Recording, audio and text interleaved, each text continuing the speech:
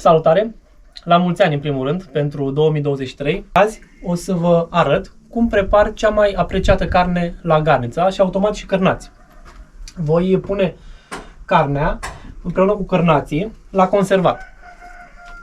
I-am lăsat aproximativ 5 zile. Uitați ce culoare a prins.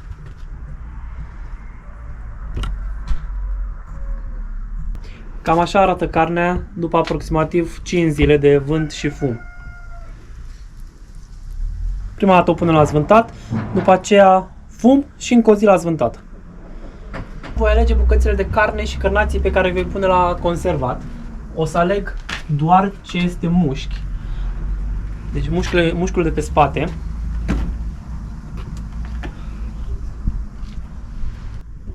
Haideți să vă mai arăt ceva. Acesta este leberul, așa îl numim noi în zona noastră, ficat și carne. Amestecat, condimentat, după aceea fiert un pic, opărit de fapt, lăsat să usuce un pic, după aceea îi dăm fum 2-3 zile și după aceea iarăși încă o zi, maxim 2 la uscat. Și cam așa se prepară.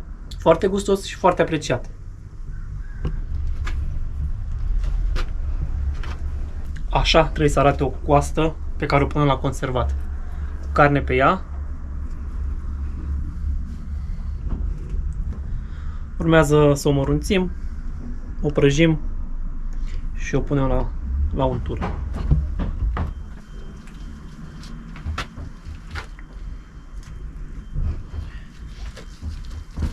Eu anul acesta am făcut 3 tipuri de cărnați. L-am pe acesta, a fost rețeta clasică, o să vă pun în descriere un clip. Am pe aceștia care sunt mult mai roșiatici. Am făcut niște cărnați foarte picanți, mie așa îmi plac. Sunt foarte gustoși, aromați, dar foarte, foarte picanți. Și mai am ceva ce am încercat anul acesta, cărnați cu praz. Cu praz și cu ardei. Sunt, sper să vi iasă gustoși. E primul an când încerc să fac așa ceva. Știu rețeta de la un prieten și am zis să încerc anul acesta și vedem cum iese. O să vă zic sincer părerea mea. Sper să fie și gustoși. Vedem. Am ales momentan ce cred că o să băgăm la garniță.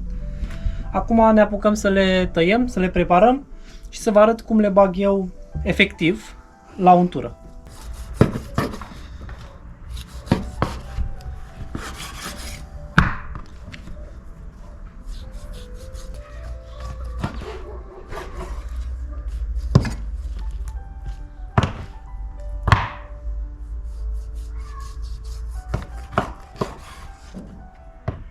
Uitați coastele, eu le mai tai în două, după ce le-am desprins pe fiecare în parte. Și cam așa vor veni puse la garniță.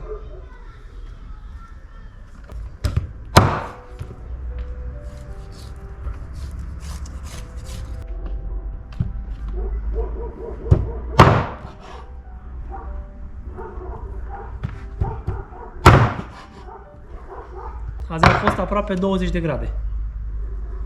Inițial voiam să mai las încă 2 zile carnea și coastele la vânt, dar trebuie să le iau ca să nu se strice. Urmează mușchiul, acum să-l feliem. Vin un pic mai aproape. La grosime să arate cam așa, deci e de un deget și un pic de-al meu, 1,5 cm. Dacă o lăsați mai subțire, se va usca atunci când o prăjiți. Foarte important asta.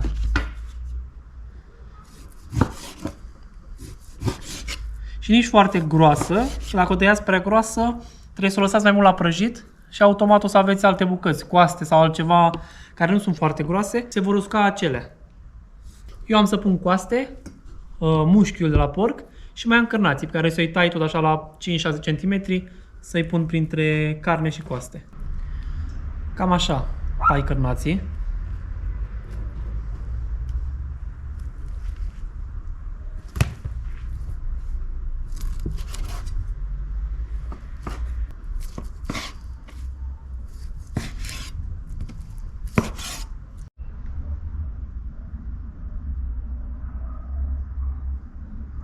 Am terminat de tăiat coasta, cărnații și mușchiul. Urmează să le prăjim în untură. După aceea le aranjăm într-o garniță sau în orice aveți dumneavoastră și turnăm peste ele untura în care au fost prăjite. A venit momentul să băgăm carne, cârnații și coastele la garniță. Anul acesta am schimbat garnița. Eu o să bag toate produsele amestecate. Când voi lua din garniță, să iau din fiecare câte ceva. Haideți să ne apucăm de treabă.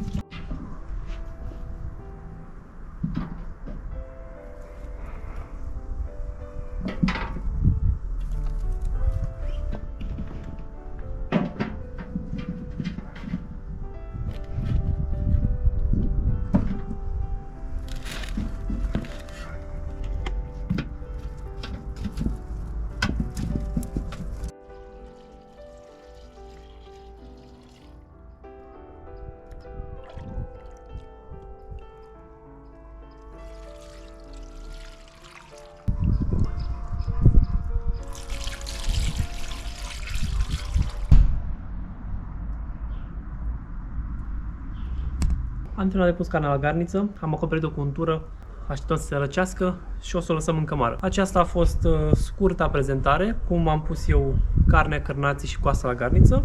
Nu uitați să dați like, subscribe și vă aștept în secțiunea de comentarii să-mi spuneți părerea și cum puneți voi carnea la garniță. La revedere!